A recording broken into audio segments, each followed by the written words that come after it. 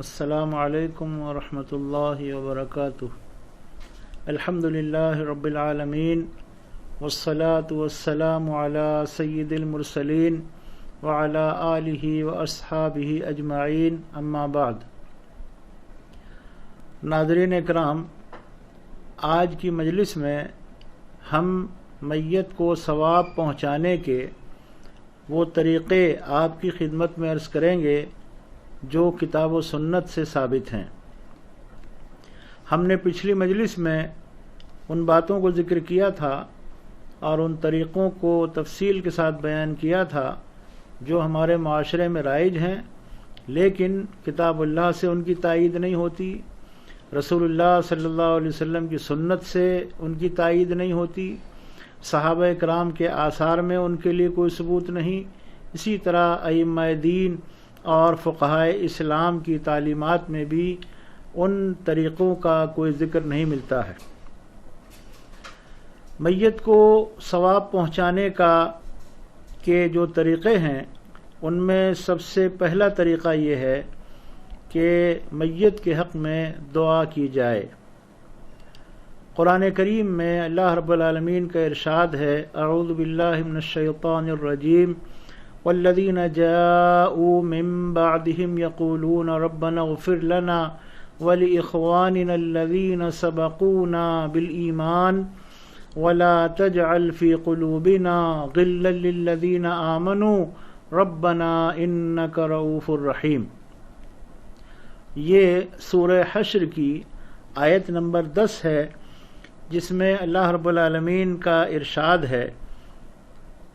کہ جو لوگ بعد میں آئے وہ کہتے ہیں، اے ہمارے رب، ہمیں اور ہمارے ان بھائیوں کو بخش دے جنہوں نے ایمان میں ہم سے پہل کی، اور ہمارے دلوں میں اہل ایمان کے لیے کوئی کینہ نہ رکھ۔ اے ہمارے رب، بے شک تو بہت نرمی والا، نہایت رحم فرمانے والا ہے۔ قرآن مجید کی یہ آیت اس بات کی دلیل ہے کہ اہل ایمان کے حق میں، چاہے وہ زندہ ہوں یا مردہ، جب کوئی ایمان والا دعائے مغفرت کرتا ہے تو ان کے حق میں وہ دعا پہنچتی ہے۔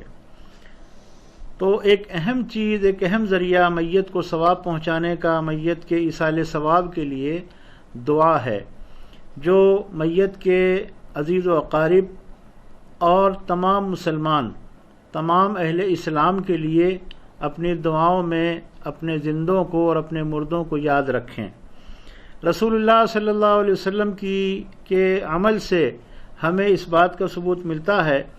کہ جب اللہ کے رسول صلی اللہ علیہ وسلم میت کو دفن فرما دیتے اور قبر تیار ہو جاتی تو آپ اپنے ساتھیوں سے، جو لوگ وہاں موجود ہوتے تھے جنازے میں، ان سے ارشاد فرماتے تھے۔ ابو داود میں حضرت عثمان بن عفان رضی اللہ تعالیٰ عنہ سے صحیح حدیث مروی ہے کہ رسول اللہ صلی اللہ علیہ وسلم جب دفن میت سے فارغ ہوتے تو قبر کے پاس کھڑے ہو کر فرماتے، استغفروا لاخیکم واسألوا له بالتثبیت فإنه الآن يسأل۔ نبی کریم صلی اللہ علیہ وسلم فرماتے، اپنے بھائی کے لیے مغفرت کی دعا کرو اور اس کی ثابت قدمی کے لیے اللہ تعالیٰ سے سوال کرو، کیونکہ اب اس سے سوال کیا جائے گا۔ تو رسول اکرم صلی اللہ علیہ وسلم میت کے حق میں تدفین کے بعد دعائے مغفرت فرماتے تھے۔ یہاں ضمنی طور پر یہ بات بھی ہم عرض کرتے چلیں، ہم نے پہلے بھی اپنی کسی کلپ میں اس بات کو ذکر کیا ہے کہ عام طور پر ہمارے یہاں یہ رواج ہے کہ تدفین کے بعد لوگ میت کے ایصال ثواب کے لیے جو دعا کرتے ہیں اس کو فاتحہ پڑھنا بولتے ہیں، اور اس میں سورہ فاتحہ اور سورہ اخلاص پڑھتے ہیں۔ اس سلسلے میں عرض یہ ہے کہ رسول اکرم صلی اللہ علیہ وسلم کے کسی بھی عمل سے، آپ کی کسی حدیث سے، کسی فعلی حدیث سے یا قولی حدیث سے یا تقریری حدیث سے یہ ثابت نہیں ہوتا کہ رسول اللہ صلی اللہ علیہ وسلم میت کی تدفین کے بعد قبر پر سورہ فاتحہ کی تلاوت فرماتے ہوں یا سورہ اخلاص پڑھتے ہوں یا قرآن کریم کی کوئی اور آیت پڑھتے ہوں۔ رسول اللہ صلی اللہ علیہ وسلم کا معمول یہ تھا کہ آپ میت کے حق میں مغفرت کی دعا فرماتے تھے، اور اسی کے لیے خود بھی اور جو لوگ وہاں حاضر ہوتے تھے ان سے بھی فرماتے تھے استغفروا لاخیکم، اپنے بھائی کے لیے مغفرت کی دعا کرو۔ یہ حدیث اس بات کی دلیل ہے کہ میت کے حق میں دعا ایصال ثواب کا بہترین ذریعہ ہے۔ اسی طرح جب ہم نماز جنازہ ادا کرتے ہیں میت پر، تو اس میں پہلی تکبیر میں سورہ فاتحہ نبی صلی اللہ علیہ وسلم پڑھتے تھے، دوسری تکبیر کے بعد درود شریف پڑھتے تھے، تیسری تکبیر کے بعد آپ دعائیں پڑھتے تھے، اور رسول اللہ صلی اللہ علیہ وسلم سے کئی دعائیں منقول ہے۔ اگر ان دعاؤں کو پڑھنے کا ہم اہتمام کریں تو نماز جنازہ میں خاصا وقت لگے گا، اور میت کے حق میں وہ دعائیں یقیناً اللہ تعالیٰ کی بارگاہ میں پہنچیں گی۔ تو نماز جنازہ کے اندر بھی تیسری تکبیر کے بعد میت کے حق میں دعائیں کی جاتی ہیں، اللہم اغفر لحینا و میتنا و شاہدنا و غائبنا، اسی طرح اللہم اغفر لہ وارحمہ وعافہ واعف عنہ واکرم نزلہ، یہ دعا ہے۔ اسی طرح اور دعائیں بھی ہیں۔ تو ہمارے بھائیوں کو چاہیے کہ نماز جنازہ کی دعاؤں کو یاد کریں، جنازے کی نماز پڑھنے کا طریقہ سیکھیں، اور میتوں پر، اہل ایمان کے جنازوں پر نماز جنازہ میں شریک ہوں، اور ان کے حق میں ان الفاظ میں دعائیں کریں جن الفاظ میں رسول اللہ صلی اللہ علیہ وسلم ان کے حق میں دعا فرماتے تھے۔ اسی طرح رسول اللہ صلی اللہ علیہ وسلم جب قبرستان تشریف لے جاتے تھے، تو قبرستان جب آپ تشریف لے جاتے اور قبرستان میں داخل ہوتے تو اس وقت بھی آپ نہ تو قرآن کریم پڑھتے تھے، نہ سورہ فاتحہ پڑھتے تھے، اور نہ سورہ اخلاص کی تلاوت فرماتے تھے، بلکہ صحیح حدیثوں میں، صحیح مسلم میں اور حدیث کی دوسری کتابوں میں جو دعائیں منقول ہیں ان میں ایک دعا یہ ہے، السلام علیکم اہل الدیار من المؤمنین والمسلمین وَإِنَّا إِن شَاءَ اللَّهُ لَلَاحِقُونَ أَسْأَلُ اللَّهَ لَنَا وَلَكُمُ الْعَافِيَةَ۔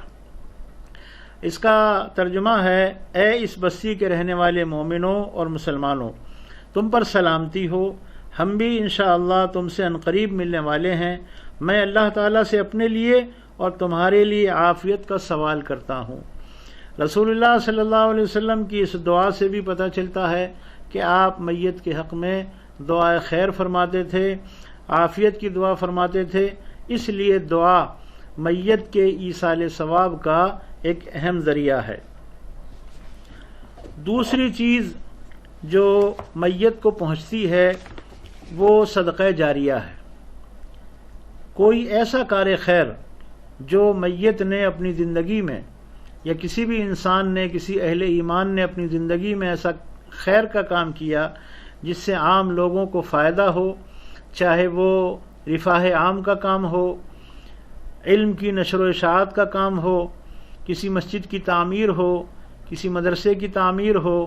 کسی اسکول یا کالج کی تعمیر ہو، یہ وہ کار خیر ہے، یا مسافر خانہ ہو، یا شفا خانہ ہو، ہاسپٹل ہو، اپنی زندگی میں تعمیر کیا ہو اپنے پاس سے، تو یہ وہ کار خیر ہیں کہ جن کا اجر مرنے کے بعد بھی پہنچتا رہتا ہے۔ رسول اکرم صلی اللہ علیہ وسلم کی حدیث صحیح مسلم میں جس کے الفاظ ہیں، اذا مات الانسان انقطع عنه عمله الا من ثلاثہ، الا من صدقۃ جاریۃ او علم ينتفع به او ولد صالح يدعو له، یعنی جب انسان فوت ہو جاتا ہے تو اس کا عمل منقطع ہو جاتا ہے، اس کا عمل دنیا سے کٹ جاتا ہے، دنیا سے اس کا کوئی تعلق باقی نہیں رہتا۔ ہاں البتہ تین طرح کا عمل باقی رہتا ہے، صدقہ جاریہ، علم جس سے نفع اٹھایا جا رہا ہو، اور نیک بچہ جو اس کے لیے دعا کرتا ہو۔ یہ تین چیزیں مرنے کے بعد بھی برابر جاری و ساری رہتی ہیں کہ انسان نے اپنی زندگی میں صدقہ جاریہ کیا ہو، کوئی ایسا نیک کام جس سے عام لوگوں کو فائدہ پہنچا ہو، اس کا جیسا کہ میں نے ابھی ذکر کیا، وہ مرنے کے بعد بھی اس کا اجر میت کو پہنچتا رہتا ہے۔ علم کی نشر و اشاعت، علم کا پھیلانا، علم کی کو لوگوں تک پہنچانا، وہ علم جو نفع بخش ہے، اس کا اجر بھی مرنے والے کو قیامت تک پہنچتا رہتا ہے اور اس کا سلسلہ جاری رہتا ہے۔ اسی طرح نیک اولاد جو والدین کے حق میں دعائے خیر کرتی ہے وہ بھی صدقہ جاریہ ہے، اور والدین کے حق میں اس کے اعمال کا اجر بھی پہنچتا رہتا ہے، لکھا جاتا رہتا ہے، اور والدین کو اس کے ذریعے فائدہ پہنچتا ہے۔ اس کے علاوہ اگر کوئی بھی مسلمان یا کوئی دوسرا عزیز و اقارب میں سے کوئی بھی شخص میت کی طرف سے صدقہ و خیرات کرتا ہے تو اس کا اجر بھی میت کو پہنچتا ہے۔ نبی کریم صلی اللہ علیہ وسلم کی ایک حدیث ہے جس میں آپ کے ایک صحابی نے آپ سے سوال کیا تھا اور سوال یہ تھا کہ اللہ کے رسول صلی اللہ علیہ وسلم میری والدہ کا انتقال ہو گیا ہے، اگر وہ انہیں کچھ مہلت ملتی تو شاید وہ کوئی بات کرتی، تو کیا میں ان کی طرف سے صدقہ کر سکتا ہوں؟ رسول اللہ صلی اللہ علیہ وسلم فرمایا کہ ہاں، ان کی طرف سے صدقہ کر سکتے ہو۔ پھر انہوں نے سوال کیا کہ اللہ کے رسول کون سا صدقہ افضل ہے؟ تو رسول اکرم صلی اللہ علیہ وسلم نے فرمایا کہ پانی۔ ان صحابی نے ایک کنواں کھدوایا اور یہ فرمایا کہ یہ کنواں میری والدہ کی طرف سے ہے۔ تو اگر کوئی عزیز، کوئی رشتہ دار، اولاد یا کوئی بھی مسلمان کسی میت کی طرف سے کوئی صدقہ و خیرات کرتا ہے، نیک کام کرتا ہے، اور اس نیت کے ساتھ کہ اس کا اجر فلاں میت کو پہنچے یا فلاں میت کی طرف سے یہ کار خیر انجام دیا جا رہا ہے، تو انشاءاللہ اس کا ثواب اس میت کو پہنچتا ہے۔ یہ بات نبی کریم صلی اللہ علیہ وسلم کی احادیث سے ثابت ہے۔ تو اب عمومی طور پر دو باتیں ہمارے سامنے آئیں، ایک تو یہ کہ مرنے کے بعد یعنی زندگی میں کسی نے جو بھی کار خیر کیا ہے عوام کی فائدے کے لیے اس کا اجر تو اسے پہنچتا ہی ہے، لیکن مرنے کے بعد جب اس کے حق میں دعائیں کی جائیں گی تو وہ دعائیں اس کو پہنچتی ہیں،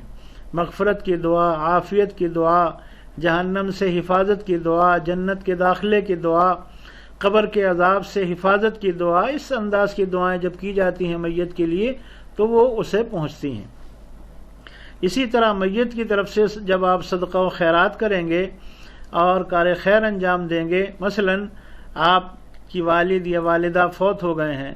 اور آپ ان کے حق میں ایصال ثواب کرنا چاہتے ہیں، اللہ تعالیٰ نے آپ کو وسعت دی ہے تو آپ ان کی طرف سے کسی مسجد کی تعمیر کر دیں، مسجد کی تعمیر میں حصہ لے لیں، کسی مدرسے کی تعمیر میں حصہ لیں یا پورا مدرسہ تعمیر کرا دیں، کوئی مسافر خانہ بنوا دیں، کوئی ہاسپٹل بنوا دیں، یا اسی طرح کہیں پانی کی ضرورت ہے تو وہاں آپ بورنگ کرا دیں، ٹیوب ویل لگوا دیں، نل لگوا دیں، کہیں سائے کی ضرورت ہے راہگیروں کے لیے تو وہاں آپ سایہ مہیا کر دیں۔ اس طرح کی چیزیں اگر آپ کرتے ہیں اپنے والدین کی طرف سے تو اس کا اجر انشاءاللہ ان کو پہنچتا رہے گا۔ اسی طرح میت کی طرف سے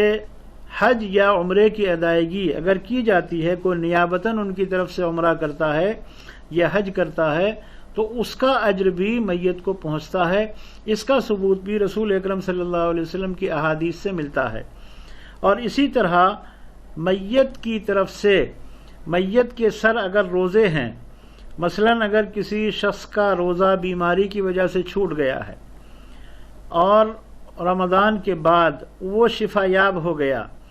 شفا یابی کے بعد اسے ان روزوں کی قضا کرنے کا موقع ملا لیکن اس نے قضا نہیں کی اور کچھ دنوں کے بعد اس کی وفات ہو گئی، تو اب اس کے وارثوں کے لیے لازم ہے کہ وہ اس میت کے چھوٹے ہوئے روزوں کی قضا رکھیں۔ جب وہ روزے رکھیں گے تو اس کا اجر بھی اس میت کو پہنچے گا اور رکھنے والوں کو بھی ملے گا۔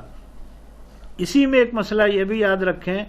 کہ اگر کسی شخص کے روزے بیماری کی وجہ سے چھوٹ گئے ہیں اور اسے اتنی مہلت نہیں ملی کہ وہ ان چھوٹے ہوئے روزوں کی قضا رکھ سکے اور وہ فوت ہو گیا ہے تو اب اس پر قضا نہیں ہے۔ قضا اسی صورت میں ہے کہ جب اسے مہلت ملی قضا کرنے کی لیکن اس نے قضا نہیں کی، روزے نہیں رکھے اور وہ فوت ہو گیا، تو اب اس کے وارثوں کو چاہیے کہ جتنے روزے چھوٹے ہیں اور وہ رکھنے کی مہلت ملی نہیں رکھ پائے تو اتنے روزے وہ لوگ رکھیں تو ان کے سر سے وہ فریضہ اتر جائے گا، انہیں اجر بھی ملے گا اور رکھنے والوں کو بھی اجر ملے گا۔ تو یہ چند باتیں ہیں جن کو میں نے عرض کیا، یہ ایصال ثواب کے معروف طریقے ہیں، مسنون طریقے ہیں، شرعی طریقے ہیں، جن کا ذکر کتاب اللہ میں، سنت رسول اللہ میں اور آثار صحابہ میں ملتا ہے۔ اسی طرح یہاں اس بات کو بھی اپنے ذہن میں رکھیں، ہم نے پہلے بھی اس کو ذکر کیا ہے کہ صدقہ و خیرات میں آپ کسی غریب کو کھانا بھی کھلا سکتے ہیں، کسی ضرورت مند کو کپڑا بھی پہنا سکتے ہیں، سردی میں گرم کپڑوں کا انتظام بھی کر سکتے ہیں، گرمی میں بھی آپ اس کو گرمی کے حساب کے کپڑے بنا کر دے سکتے ہیں کسی غریب کو، ضرورت مند کو۔ لیکن ان کاموں کو کرنے کے لیے آپ کوئی دن خاص اگر کر لیں گے تو یہاں خطا ہے، یہ غلطی ہے۔ کوئی دن خاص نہ کیا جائے۔ مثلا کچھ لوگ ایسا کرتے ہیں، جیسا کہ میں نے اپنے پچھلی مجلس میں ذکر کیا کہ برسیاں منائی جا رہی ہیں، تو برسی والے دن صاحب غریبوں کو کپڑے دیے جا رہے ہیں، برسی والے دن لوگوں کو پانی پلایا جا رہا ہے، برسی والے دن کچھ ضرورت مندوں کی ضرورتیں پوری کی جا رہی ہیں۔ یہ غلط ہے، شریعت میں یہ عمل بدعت ہے اور اس کا اجر میت کو نہیں پہنچے گا۔ بغیر کسی دن کو خاص کیے اور کسی دن کی تحدید کیے بغیر جب بھی جس وقت بھی کوئی ضرورت مند آپ کے سامنے آتا ہے، آپ اس کی ضرورت اس نیت سے پوری کرتے ہیں کہ یہ میرے والد کی طرف سے ہے یا والدہ کی طرف سے ہے یا دونوں کی طرف سے ہے یا فلاں میت کی طرف سے ہے، تو انشاءاللہ اس کو اجر ملے گا۔ شریعت میں کسی دن کو مقرر کر کے اور اس کی تحدید کر کے آپ کوئی عمل کریں گے تو اس کی اجازت نہیں ہے اور نہ اس کا ثبوت ہے۔ وہ عمل اس صورت میں کہ جب آپ کوئی دن طے کر کے کریں گے تو بدعت قرار پائے گا۔ اس لیے بدعات سے بچیے، سنت پر عمل کیجیے۔ اللہ تعالیٰ سے دعا ہے کہ رب العالمین ہم سب کو سنت نبوی کے مطابق زندگی گزارنے کی توفیق عطا فرمائے، بدعات و خرافات سے بچنے کی توفیق عطا فرمائے۔ وآخر دعوانا ان الحمد للہ رب العالمین۔